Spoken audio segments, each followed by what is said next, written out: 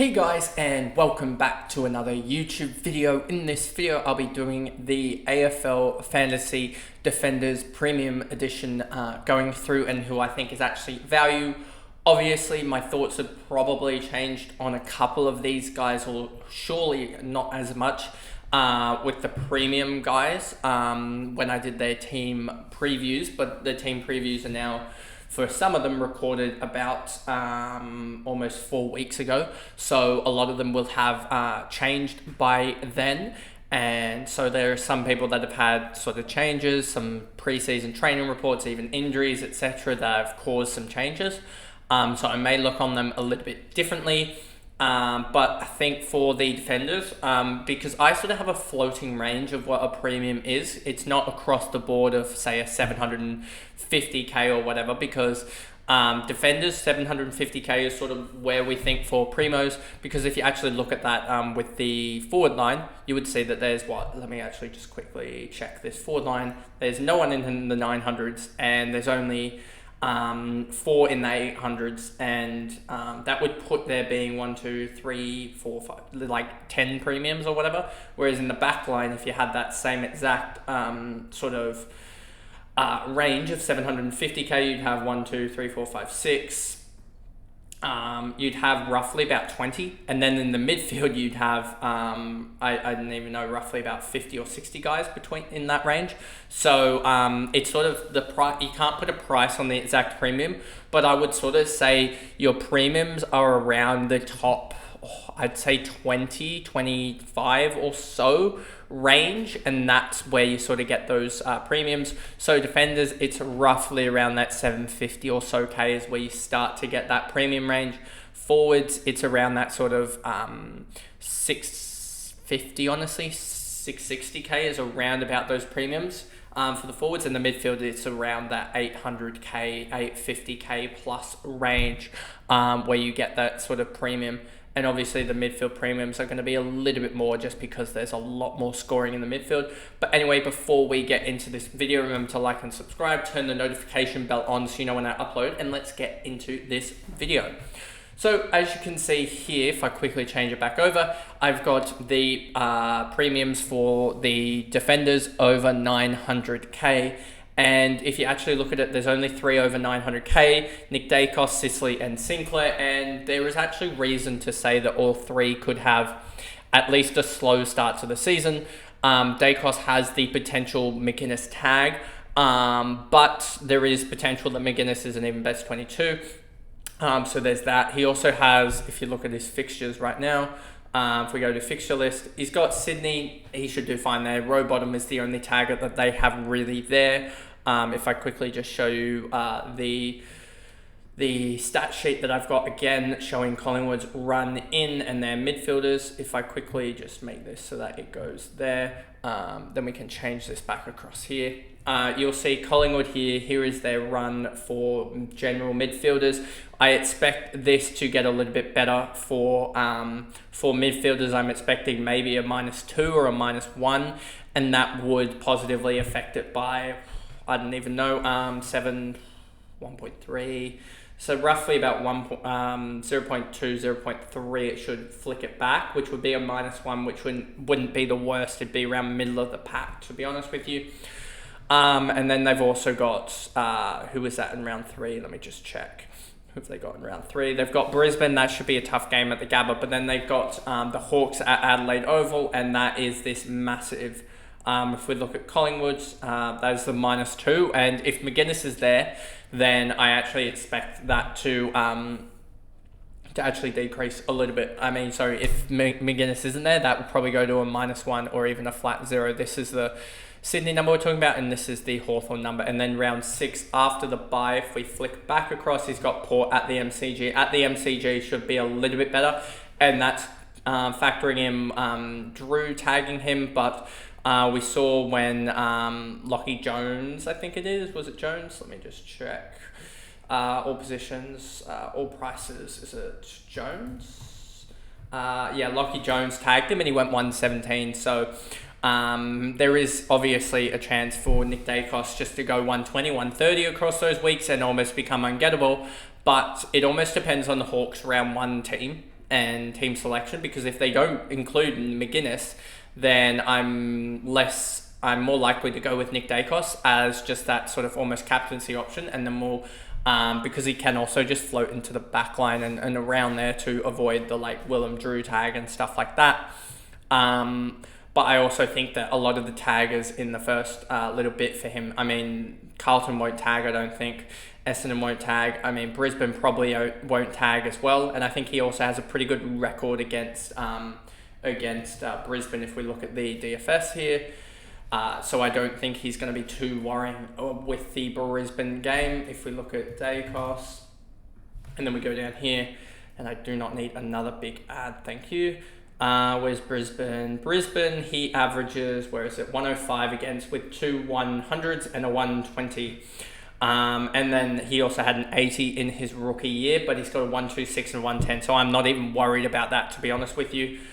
He's going in his actual, in his year last year, he went 236 divided by 2 is a 118, which is plus 10 on his average. The only game we are worried about is this Hawthorn game, where non-tagged he goes 109 and was even injury affected, it seems like, and then injury affected for a 37, and we saw a 59 in preseason. So that is the big worry, is this game here. So we'll just see what goes on there and how he sort of navigates it. But it will be interesting to see if Hawthorn actually play McGuinness, to be honest with you. Sicily, there was a good stat that went out. I forgot who put it out, but it basically showed that the last 4 games when Sicily and Amon were in the backline they had over like 110 marks per game. And if you look at his last couple games, he actually didn't play the best with Amon down there anyway. So, and you can see this was one of their big marking games here when he had 19 marks. So it'll be interesting to see if he's able to withhold this, 189 marks in 19 games. Is that true necessarily? I'm surprised that it's 19 games. I thought he was marking at 11 a game, to be honest with you, but it might have been in the back half when he was doing that or something, but it doesn't look like it necessarily. But yeah, he was almost taking 10 marks a game, which I don't think is sustainable. So we'll have to look at that, but I do think he will regress to around that 100 or so marker, so I wouldn't be picking Sicily. Sinclair, I don't like his run to start, to be honest with you, as simple as that. Geelong at GMHBA, their new stadium, effectively going to be a new stadium, a 40,000 seater, I believe. That will be full, so I don't like that look. Don't like his matchup against Collingwood. If we actually go to the Sinclair, watch Sinclair actually towel up Collingwood now, looking at the opponent averages here. If it will load, yep, of course, yep. His top team is Collingwood with a max of only 112 against them. He's gone in the last couple of years 103, 60, 112, 108, and 90. And you can see that, I mean, it's an average of 86, obviously, but it's not damaging. Like if we go to, is it GWS in itself? He likes to play against GWS. It obviously likes to play against, not even Carlton in itself. Where is it? West Coast Eagles. Let's just see his games against West Coast. So he never really, I can't really see a game. Of course, yeah, he plays well against, he had one good game against Geelong. But, so I'm really, it almost sounds counterintuitive to say that, Jack Sinclair is going to play bad in these games. But I just don't like his stretch here, and I want to see, are they at Geelong, or it doesn't say if they're actually at Geelong or not this game. But I'm pretty sure if you actually were to find his averages again at certain grounds, you would find that he doesn't play as well away from Marvel Stadium. And we're just sort of waiting for this Marvel stretch that he has pretty much post-bye. Or even you could pick him. I reckon I'll probably start to think about picking him up around round 11 or round 12 when he's got the Eagles matchup. Then he's got the Suns at Marvel. Obviously has the Lions in their bye, or leading into their bye, and then has the bye. And then Port Sydney at Marvel Stadium, he should be able to do really well there. Adelaide will be tough, but then he's got Eagles, Dons, Brisbane, Richmond, Geelong and Carlton all at Marvel Stadium. He's got this massive run where he should be able to really towel it up. So I'm more so looking Jack Sinclair after the first sort of 10 or so weeks, to be honest with you. And then we got here in the 800 to 900k range, you got Luke Ryan. I don't think you can go for Luke Ryan, given that you've got Brayshaw, Hayden Young, Heath Chapman as well as Matthew Johnson. You're starting to load up on a lot of Freo guys. And if you think that Young and Brayshaw are keepers, as well as going Butters in that same bye round, you start to get towards those 4 or 5 on that bye round. And are you really going to be wanting to trade the guys that are on the same bye? Are you going to really be wanting to load up on them necessarily, as that could really harm you in the bye rounds? Having a really bad week, I guess, in that sort of round. Is it 13? Yeah, round 13. Nick Newman. I don't really know about Nick Newman, to be honest, at the moment. I'm pretty sure I said that he would sort of be in that 90s range again, and I think that will ring true. I think at the end of the year, you usually do get those kick mark sort of games, and you don't get the high contested games. So it'll be interesting to see how he starts. Obviously, we get the first look at him against Brisbane, so it'll be interesting to see what happens there. But with that early bye, I would be navigating against that and potentially picking him up if I could find a fixture run here for you guys, but I don't really think there is a fixture run for you. Maybe the last couple weeks, 22, 23, 24, you could look at him. Sheasel, no, he's playing mid-forward. Fisher, McKercher, and someone else, I think Burgoyne, I think I've heard, are playing down back, so that's a miss there. Tom Stewart always seems to want to average in the... if we look here with Stewart, you'll see, I think the last 4 or 5 years, he's been a 90s guy. Watch me be proven wrong here. 90s, 70 in 2020, which was a 90 as well, I believe. A 77 would be priced around that 90 range. 77.1 times 1.25 is 96. So he's scored 93, 96, 96, 90, 96 again. And the only thing that's really stopping him at the moment from really going crazy is basically an injury a year, is preventing him from going in the 100s. You can see that's probably an injury or a sub game, to be honest with you, and one tag game there. But he did have that one bad game in the games log. If it will just allow me to click clear opponent filter. Here we go. You'll see that he's got this one sub game here, one injury game in the year before, and then does he have any injury games the year before that? Another injury game here. Does he have any other injury games? Doesn't look like it necessarily.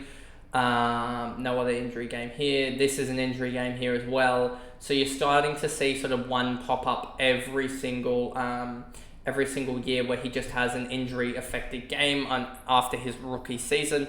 And in those injury affected games, he averaged 22. So I think that Tom Stewart is one that could easily go 100. And if you take out injuries, there's probably a guy going 100.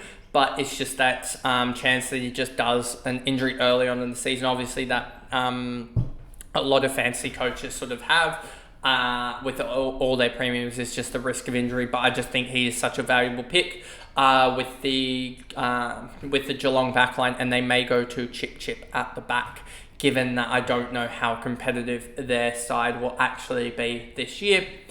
Duggan would like to see clarification on his role necessarily, as if you look at the stats, I think someone came out with it on Twitter that Duggan actually doesn't score well when actually introduced to the midfield, I want to say. I think I remember seeing that. So we want him down back with the chippy West Coast system. So hopefully we get that, but does he have a clean run to start? Obviously the round 0 bye, Port, Giants, Western Bulldogs, Sydney. I don't really like the look of that start, to be honest. And obviously being West Coast, he doesn't have a West Coast game to score well against. But I don't think he has an easy run anywhere in there, to be honest with you. Lockie Whitfield has North and then West Coast to start, but has that really early bye. So it'll be interesting to see if anyone goes for that. But I don't think I will necessarily.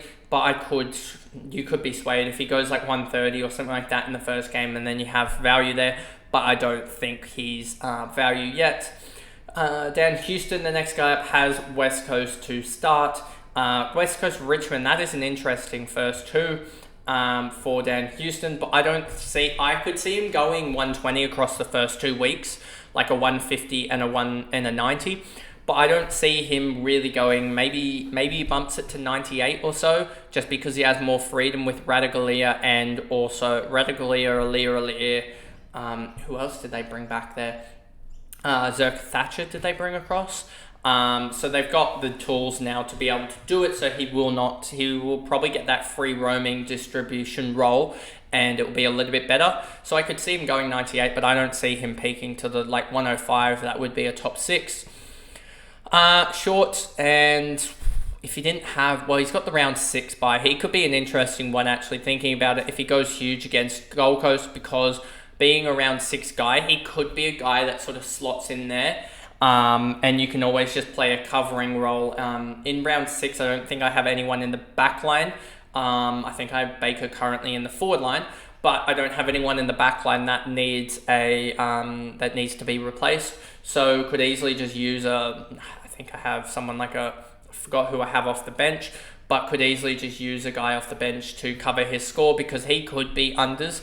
But hopefully he just gets that role that we want. But I don't know if there is the 10 points to 12 points of upside that would make him a top 6 guy, because he'd have to almost be a keeper with that extra buy round, because he needs to inflate his price probably by 2.5 points to up to 95 just to cover the buy round, the extra game lost, and then the points that you will lose from playing someone else on field in the best 18, which will probably be around about a 40-point loss.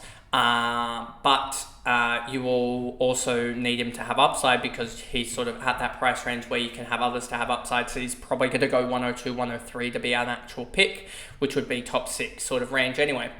Duncan, injury prone. Don't see it really. Wangade Malira is one that is probably an interesting pick, because I could see him progressing up to a 98 or 99, but I could also see him stalling at 91, 92. It also depends on Sinclair and Windhager and who gets that sort of also distributing role down back alongside him.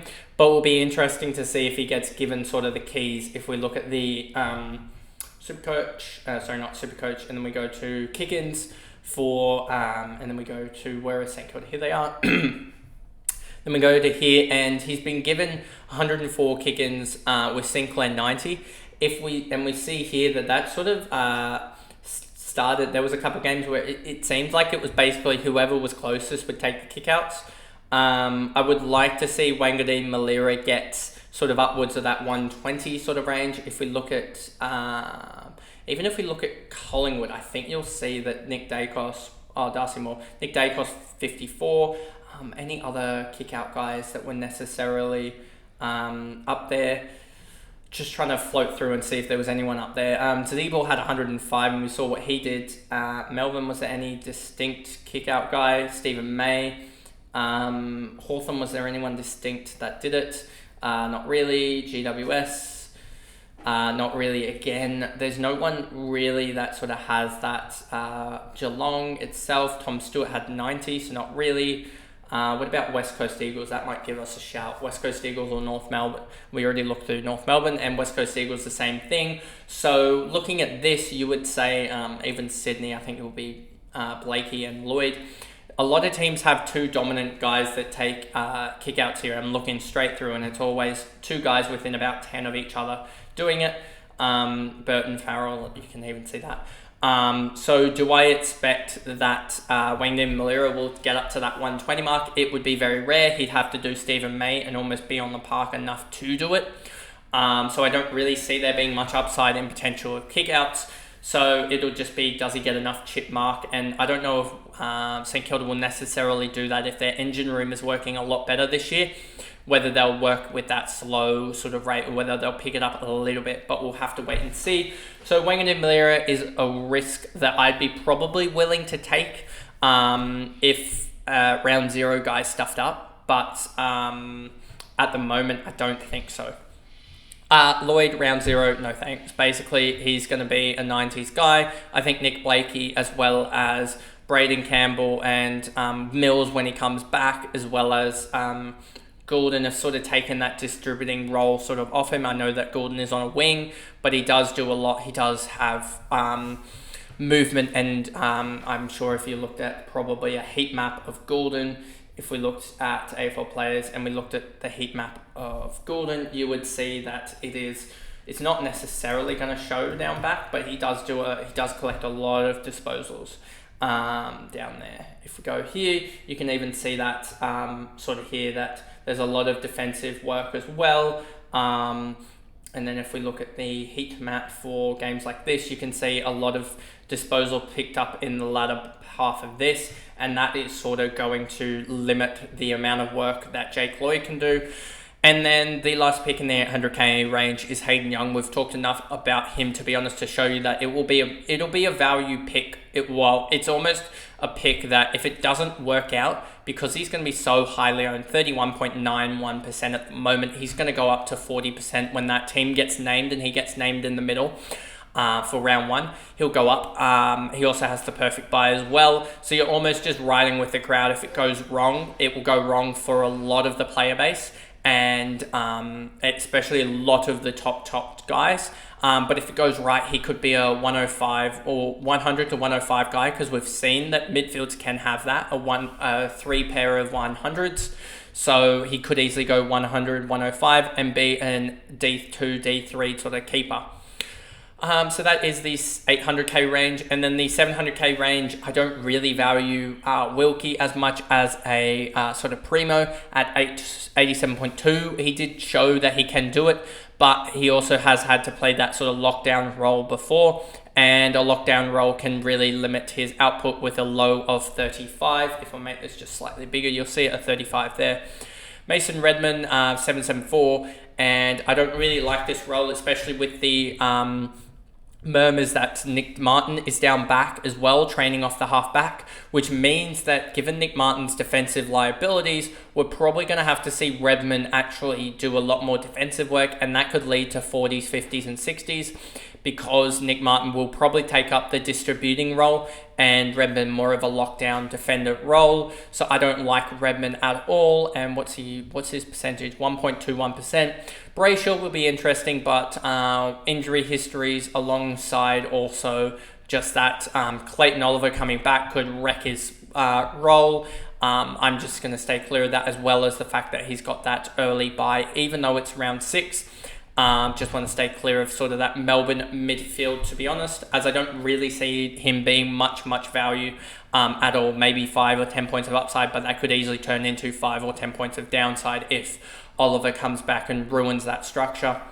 Bailey Dale, I don't see there being much upside, to be honest, of him. He just seems like an 85 to 90 distributor. Seems like Caleb Daniel does a lot more for the Bulldogs, so it'll be interesting to see what he does. But I just don't think he'll ever be top 6, and I don't think he is a value option, to be honest with you. Ash could be one that, it's Ash, thinking of a different defender. Lockie Ash, 23 games, 84.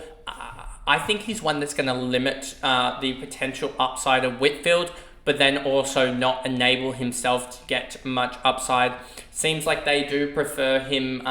If we go to I know that Whitfield will be up there in the kick-ins. I know we looked at this already, but if we go here to the kick-ins, you'll see Whitfield 106, Ash, I keep on calling him Ash, 70 kick-ins as well. But he was sort of that secondary kick-in, as well as the fact that they did use Himmelberg down back as well. So I think those big three are almost going to take points off each other. And you can also see that Isaac Cummin also had a lot of kick-ins early, but then was not used as he did get injured, then came back into the side. So there's almost 4 distributing guys out of about 8 in the back line there. So it'll be interesting to see what goes on there, but I think they're all just going to take points off each other. and almost null and void each other, which will be disappointing, but I think that's almost what's going to happen with GWS. So I wouldn't be picking Ash on that front alone. And then we sort of get past that sort of threshold that I reckon is the 750k for sort of those primos.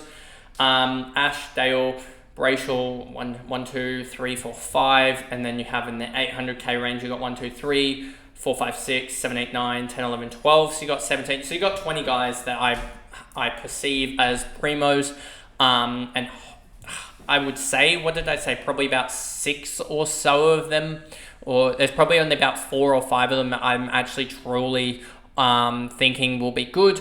But I also suspect that about 5 or 6 of them aren't good at the moment, but a good post buy because they'll hold value. They're not necessarily going to gain you value, but they're going to hold value. So guys like Newman, Ryan, not Duggan, really.